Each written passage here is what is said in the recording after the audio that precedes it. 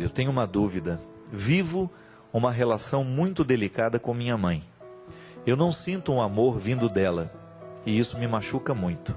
Como posso fazer para tentar melhorar isso? Bem, primeiramente, Marla, essas dificuldades entre mãe e filha, elas têm uma raiz. É importante a gente saber onde é que começou essa dificuldade. Existe algum fato da sua vida, existe algum momento da sua história em que você percebe que ele foi um divisor de águas para mudar o jeito como a sua mãe lhe tratava? Ter essa consciência, buscar dentro de você, primeiramente, se existe essa recordação, essa memória. Verdade, eu nunca pensei, onde é que começou a ser difícil a minha relação com a minha mãe? Porque, olha, num primeiro momento da vida, aliás, os psicólogos dizem isso, né? Que é o vínculo mais profundo que nós podemos ter na vida, é mãe e filho. É o vínculo porque a criança já nasce, né? O pai já tem um déficit de 9 meses, né? Durante 9 meses nós somos gestados dentro do ventre de uma mulher. É impossível que a gente não tenha com ela uma estreita relação. Já começa por aí.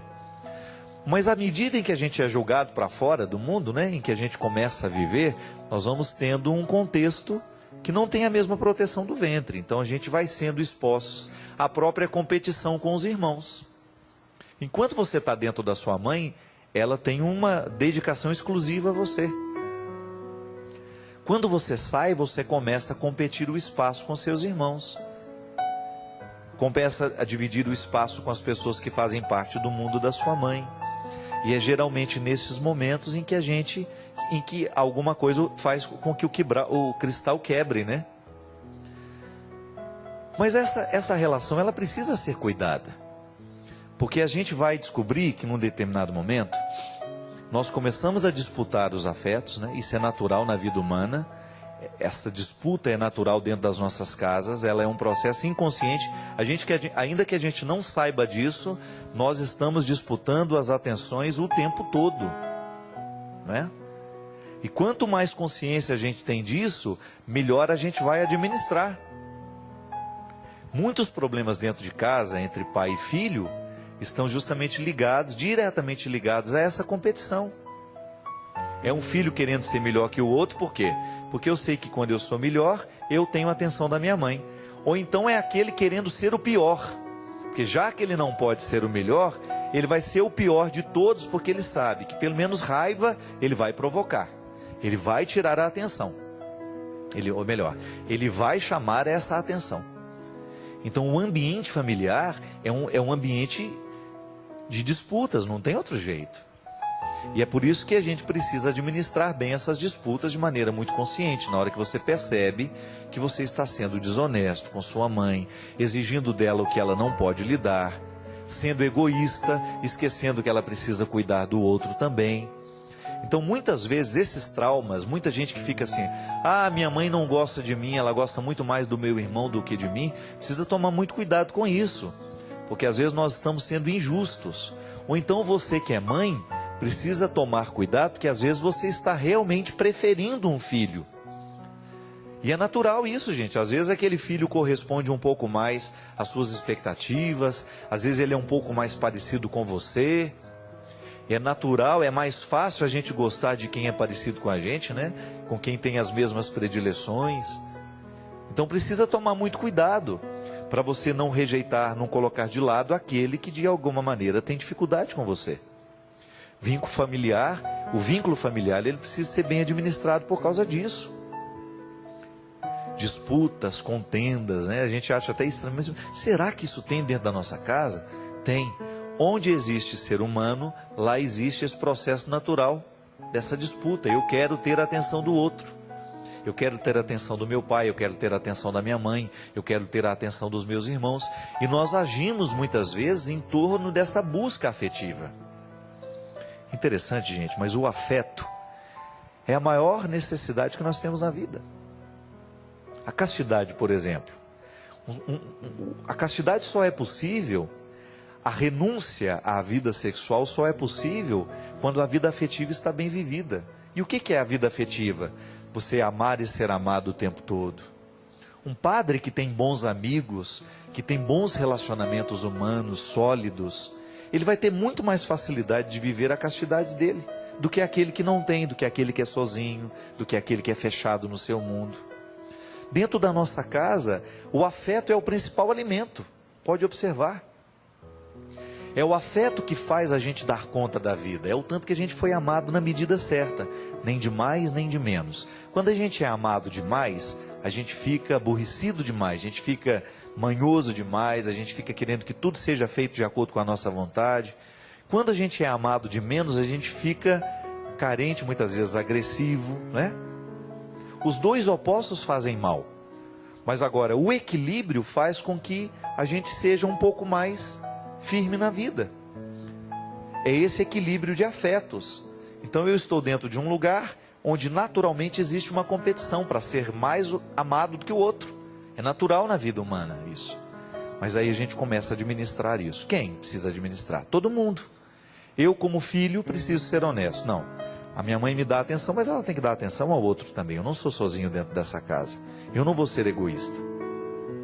E a minha mãe e o meu pai vão ter também essa sensibilidade. É mais fácil amar aquele filho, então vamos tomar cuidado para a gente não amá-lo demais e esquecer dos outros. É assim que funciona a vida. O afeto, ele precisa ser racionalizado de vez em quando. Porque se ele for só ele, a gente corre risco de ser injusto com o outro. O afeto por ele mesmo, se não tem um pouquinho de razão ajudando a clareá-lo, ele pode ser altamente destruidor. É aquela velha história, a gente ama demais e ao amar demais a gente sufoca, a gente não permite o outro de crescer. E isso é perigoso. Então esse equilíbrio a gente precisa fazer. Agora uma coisa é certa, minha gente. A experiência tem nos mostrado que os nossos lares, as nossas casas, precisam ser mais afetuosos. Os nossos espaços humanos estão carentes de amor. Falta amor no nosso lugar de trabalho, não falta? Falta amor no lugar onde a gente trabalha, por quê? Porque muitas vezes a disputa, essa mesma que nós estamos falando dentro de casa, acontece lá no mundo de fora do nosso trabalho. Quando alguém quer ser melhor, quer puxar o tapete, quer fazer o mal. Volto a dizer, nós precisamos como cristãos levar o amor de Jesus a todos os lugares, para imunizar este mundo dessas maldades todas, imunizar o nosso coração e imunizar aqueles que estão do nosso lado, fazer a diferença na vida dessas pessoas, propondo um mundo melhor a partir da gente mesmo, não é? Queira ter um pouco mais de amor no seu coração, ame um pouco mais, desista menos dos outros, ofereça mais a sua parte boa, controle um pouquinho mais aquilo que você tem de ruim dentro de você, controle essa ruindade, né? Através das suas palavras, controle o que é ruim no mundo a partir da sua palavra. Quantas vezes nós firmamos o que é ruim do mundo a partir do que a gente fala? Se já tem tanta maldade no mundo e a maldade ainda encontra espaço na nossa boca, a gente perde a autoridade para lutar contra o que é maldade. Não permita que a maldade esteja nos seus olhos. Quantas vezes nessa vida, minha gente, nós julgamos os outros, por quê? Porque a maldade está nos nossos olhos. Não é o outro que é ruim, a gente é que está olhando de um jeito ruim para ele. Controle, não permita. Coloque um pouco mais de amor nas suas palavras, coloque um pouco mais de amor nos seus olhos, coloque um pouco mais de amor nos seus ouvidos. Não escute qualquer coisa, não dê atenção a qualquer coisa. O ano está começando, a década está começando. Faça um compromisso com você mesmo. Não dê ouvidos àquilo que lhe destrói. Não dê ouvidos às palavras maldosas. Só escute aquela crítica que verdadeiramente estiver comprometida com o seu crescimento. Não escute os invejosos. Eles não têm outro objetivo senão apagar a sua luz. Para quê? Para que você vai apagar a sua luz se ela foi feita para brilhar? Se existem os invejosos de plantão querendo apagar a sua luz, não dê ouvidos a eles. Controla a sua prática, a sua atitude. Coloca um pouco mais de atitude, de amor nas suas atitudes. Faça os encontros acontecerem ao invés de causar divisão.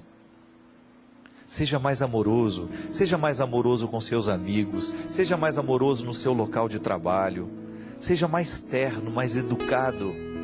Você vai fazer a diferença. O ano está só começando e nós temos uma oportunidade feliz de trazer Jesus para o mundo através de nós, através do nosso exemplo, através da nossa atitude. Seja um parceiro do bem. Seja um parceiro da bondade.